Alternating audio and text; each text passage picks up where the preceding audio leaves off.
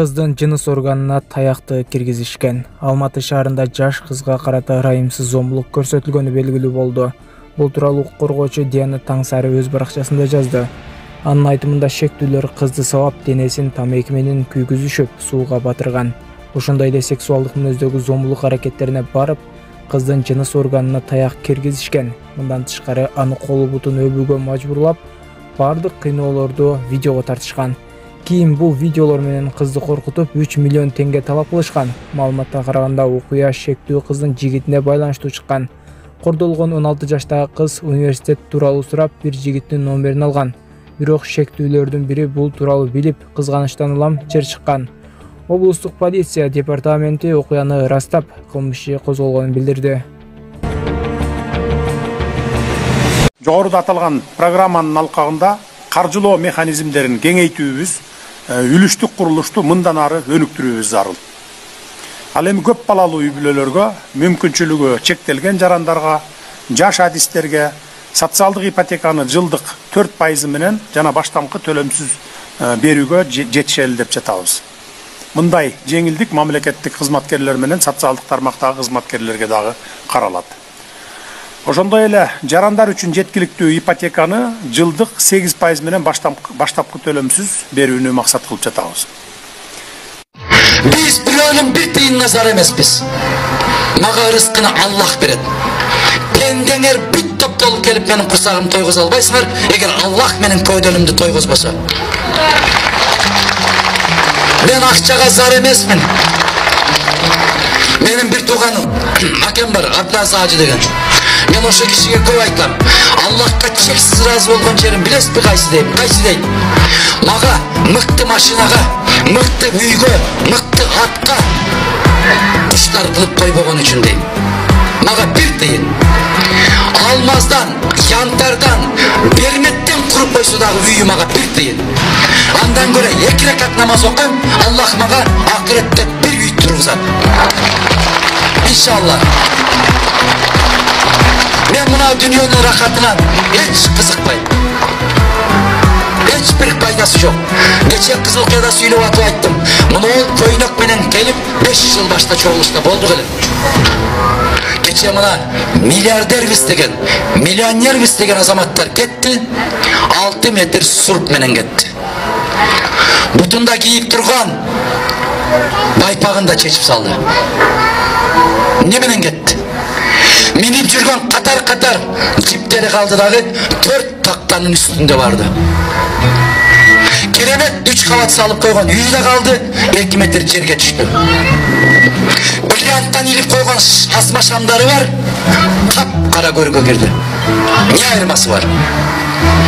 Биз тойбой атабыз эми үчүн, ачка болгон үчүн көөдөн ачка. Biz uşu köyden de toyguzabız. Ошон үчүн биздин катарыбызда маданияттын өкүлдөрү келип баратат. Мен дагы силерге жакшы көрүнсөм, базар комдорду жыйнап алмакмын. Келип чай беришин. Рахман Разыковго окшогон, Абидин Темировго окшогон, Темирлан Сыманбековго окшогон маданият кызматкерлерин алып баратабыз. Ушул аркамда турган эжекебизге жардам керек экен. Колуңуздардан келишинче жардам кылып ушул видеороликти максималдуу түрдө таратып кетиңиздер. 1,5 жылдан бери ушундай акыбалда жатат экен туугандар. Алланын ыраазычылыгы үчүн колуңуздардан келген жардамды берип кетиңиздер. Эже, бул качандан бери ушинтип башталган негизи? 2022-ден бери бутум какшап ооруп, курт жегендей болуп, чукуп жегендей болуп какшап ооруйт эле да. Анан 2022-23 вообще болбой калдым да. Аксап бас. Анан кийин 2024 төрөгөндөн кийин төрөй электе эле баспай калдым да вообще. Нарону, берону, кыскасы баламды операция жолунда жатып мени алып келдим да. Андан операция болдум 2024 августта. Быйыл 1 жыл болот да. Эмнени каалайсың ушун? Мен ушу алып балам басып кетишим керек ушу.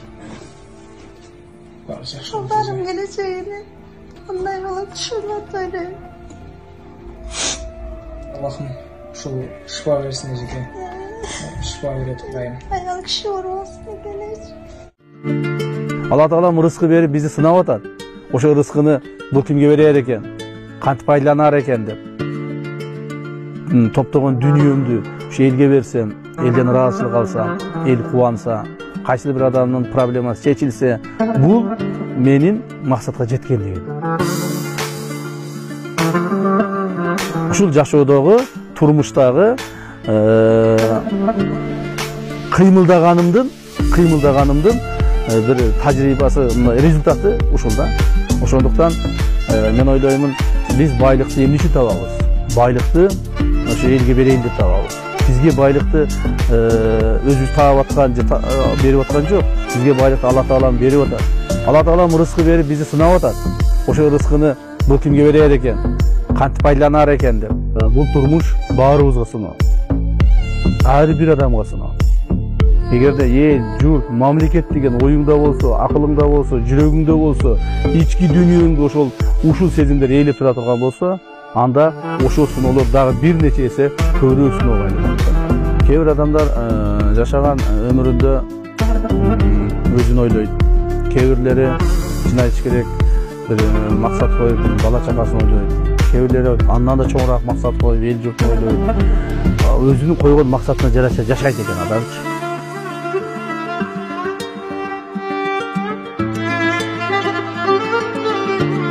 Мүмкүнчүлүгү жок болгондуктан экинчи топтогу майыптыгы бар эле. Алар жашы жете элек 4 баланын ата-энеси. Деген менен алардын жашоосун кыздары жазган бир кат өзгөрттү.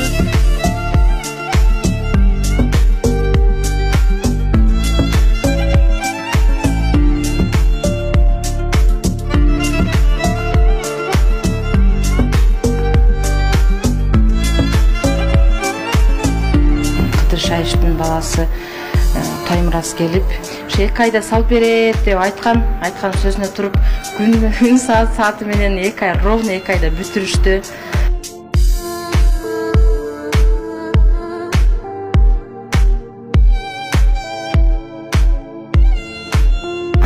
Ташиевдин үй бүлөсүнө Алла разы болсун, 2 айга жетпей почти үй бүттү.